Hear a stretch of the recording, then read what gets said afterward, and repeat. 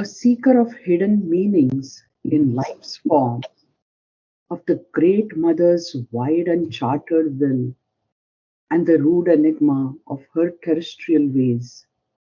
He is the explorer and the mariner on a secret inner ocean without bourne. He is the adventurer and cosmologist of a magic Earth's obscure geography. So there was only one pronunciation, mariner, Mariner. Okay. like Mariner. a a marine vessel, a boat. One is a mariner on a ship. Mariner. Okay. Good. So this is Ashwapati. He is the seeker of hidden meanings in these forms, in all these forms of life. And everything that has to do with the Great Mother's wide, uncharted will. There's no specific will drawn out. It's not charted, but it's because it's determined to go on forever. It's everlasting. And then he says, and the rude enigma of her terrestrial ways. Well, an enigma we know is a puzzle. Right. And so it's this rude puzzle of the Great Mother's terrestrial ways. And we also know that when the Divine Mother descends into the earth consciousness to build from the earth, from matter, sometimes it's a little rude because she has to break down so many things to build new and better things. Okay. So that's why the word rude comes in there. Okay. Okay. And therefore, he, Ashwapati Sri Aurobindo, is the explorer and the mariner. Now, where is he a mariner? He's on a secret ocean without bourne, without any distance at all. These are such beautiful lines. Huh? And you see, he is that. And now another line starts with, he is the adventurer and the cosmologist. Is one who studies the physical universe considered as a totality of phenomena in time and space. But he is the adventurer and cosmologist of a magic Earth's obscure geography. Isn't that incredible? Of a magic Earth's obscure geography. We really don't know as much as we think we know about Earth's geography. The Arctic we don't know too well. We don't have the science does not have the understanding of ether as yet, which sustains Earth and is above all the five things that we know: hearing, smell, touch, taste, sight. So he is the adventurer and the cosmologist. In her material order's fixed design, where all seems sure, and even when changed the same, even though the end is left forever unknown, and ever unstable is life's shifting flow, his paths are found for him by silent fate, as stations in the age's weltering flood. Firm lands appear that tempt and stay awhile, then new horizons lure the mind's advance. This is actually not only Ashwapati, but it's us. Hmm. We're going to get into that beautiful passage. This is the sailor on the flow of time. Yeah. So prior to that, he's preparing us Mhm. And he's telling us in this material order, and it is the nature's material order, Mhm. and it's a fixed design of it. In other words, it's not a design that is random or chance, Mhm. but it's fixed. Um, the evolutionary progress of the world is sure Okay. and will not change. Mhm. Sri Aurobindo writes, and I have it here by my side, the Mhm. spiritual destiny always stands. It may be delayed or seem to be lost for a time, but is never abolished. Okay. Very important. Mhm. So, where everything seems sure, where all seems sure, and even when changed, the same. Mm. Okay, so they tore up some land and they built some buildings, but it's still the same area. It's still the same place. Uh-huh. Okay. New York City is still New York City, and India is still India. So Mhm. we're seeing that even when all seems sure, and even when it's changed, it seems the same. Mm. But here's the big problem. Mm. Even though the end is left forever unknown, there will be no end. Mm. Above the supermind, we will advance to Satchidananda.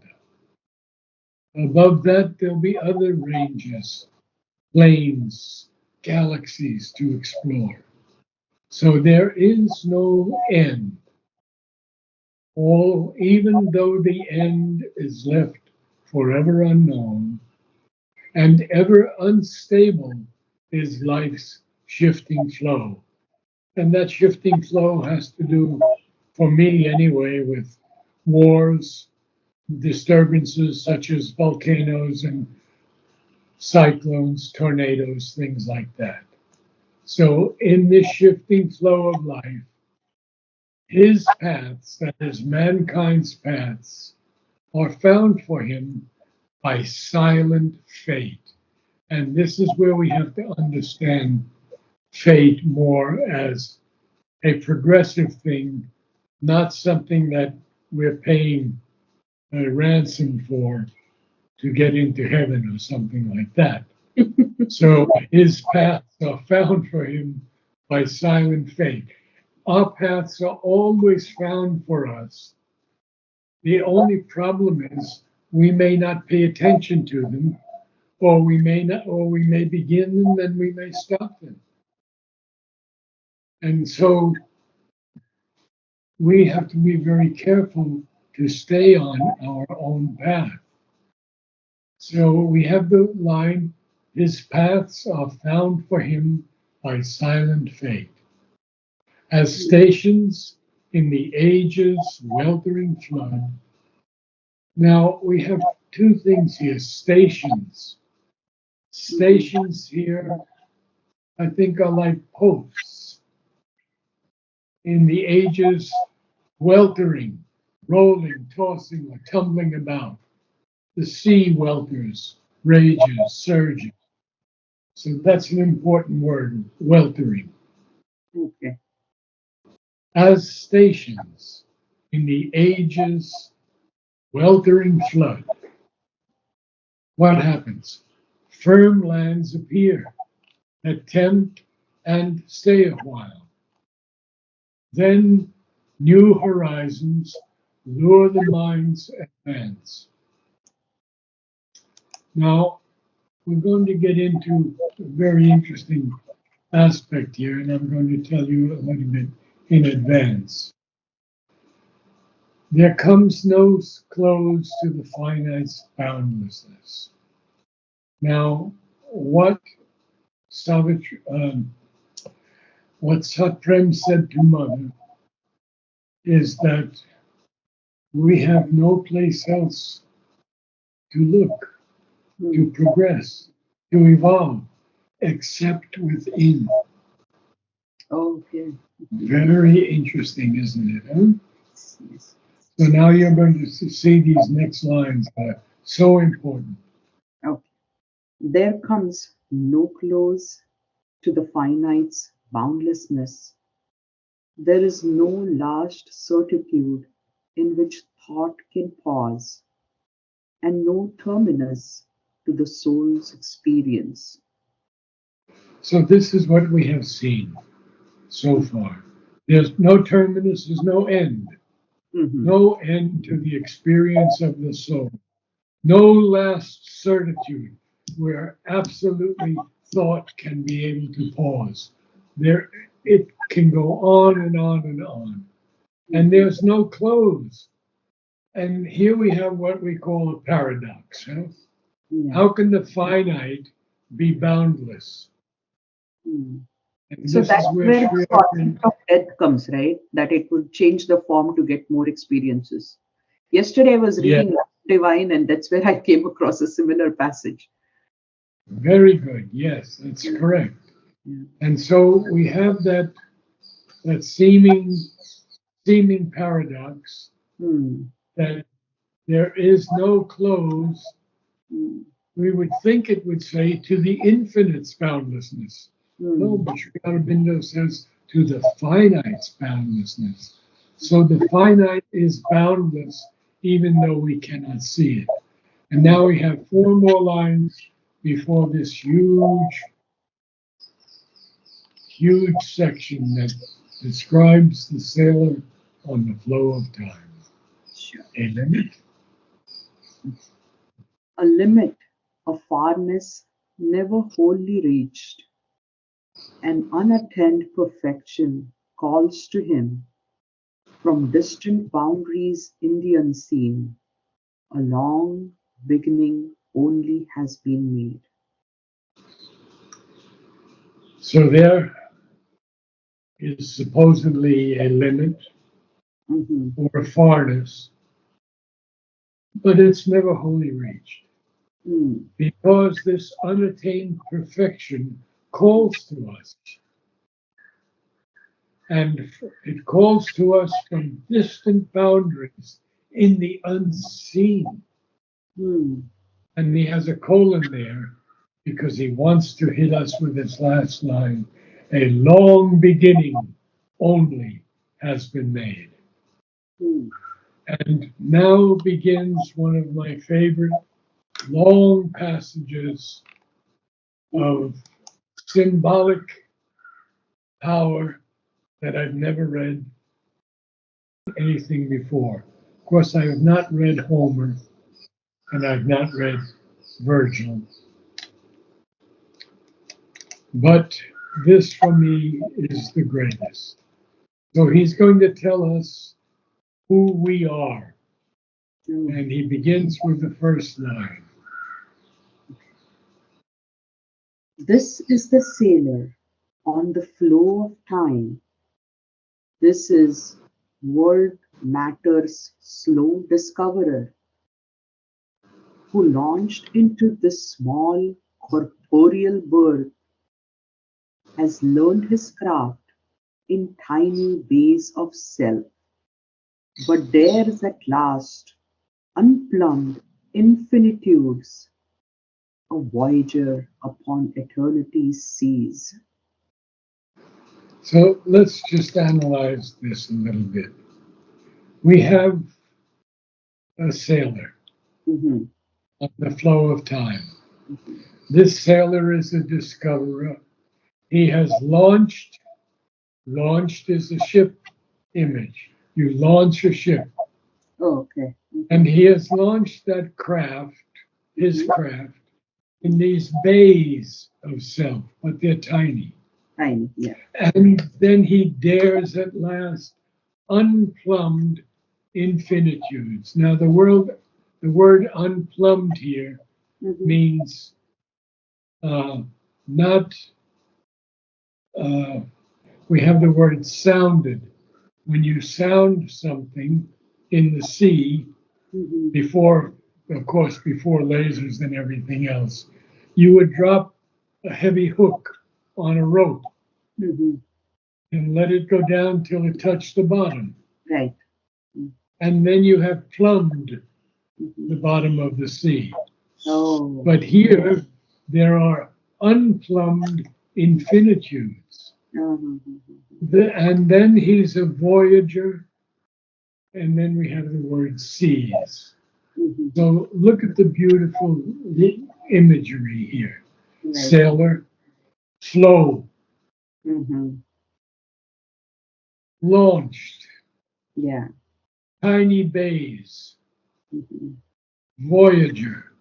seas. Mhm. See, the image is so magnificent. Right. Right. So now we're going to see he's going to, he's going to, we have to see this sailor as man on the flow of time. Okay. And we also have to see him as a slow discoverer Hmm. of world matter. So we don't know very much about the world Hmm. or the worlds above this world. Mhm. We don't know those things. Hmm. And it's important that we should learn them as much as possible. Hmm. We don't have to go into the occult ways, but we have to go into the spiritual states of being. So, this man, mankind, who Mhm. has launched, set forth into this small bodily birth, corporeal birth, Mhm. he has learned his whatever he's supposed to do Mhm. in tiny bays of self. So you see, he hasn't dared to go outside of himself yet. Mm. But then he dares at last unplumbed infinitudes. He's daring them. He's not going on them yet. We're going to find out about them next week. But Mm. he is daring them at least, and he is a voyager upon the seas of eternity. Mhm. Mhm. Now, I hope I've explained that well Yes. enough Yes. Yes. It's, because it is so beautiful, yeah. so absolutely beautiful. Maybe then you could read from the beginning. Sure. A seeker of hidden meanings in life's forms, of the great mother's wide uncharted will, and the rude enigma of her terrestrial ways. He is the explorer and the mariner and the mariner Yep, Mariner, very good. and the mariner on a secret inner ocean without bourne. He is the adventurer and cosmologist of a man Cosmologist, cosmologist. cosmologist, Okay. He is the cosm. adventurer and cosmologist, Yeah, but just cosmologist, cosmologist. cosmologist. Okay, I'll keep We see the cosmos. It's one who cosmos. studies the cosmos. Cosmos. Okay, cosmos. Okay. Okay. He is the adventurer and cosmologist of a magic Earth's obscure geography. In her material order's fixed design, where all seems sure, and even when changed, the same, even though the end is left forever unknown, No, and even though the end is left forever unknown. okay, even though the end is left forever unknown and Good. ever unstable is life's shifting flow, his paths are found for him by silent fate, as stations in the edge's weltering flood. Firm lands appear that tempt and stay awhile, then new horizons lure the mind's advance. There comes no close to the finite's boundlessness, There is no last certitude in which thought can pause, and no terminus to the soul's experience, a limit of farness never wholly reached, an unattained perfection calls to him from distant boundaries in the unseen. A long beginning only has been made. This is the sailor on the flow of time. This is world matter's slow discoverer who launched into the small corporeal birth, has learned his craft in tiny bays of self, but dares at last unplumb infinitudes, a voyager upon eternity's seas. Very good. The only line that I would suggest Mhm. is pay attention to the comma in Oh, who. okay. Who launched into this small corporeal birth? Oh, Not yeah, who launched. capitalized. Not who launched. Uh-huh. See, he didn't. It's who Hmm. launched into. Okay, Okay. Thank sense. you so much. Thank you, See you Narad. next week.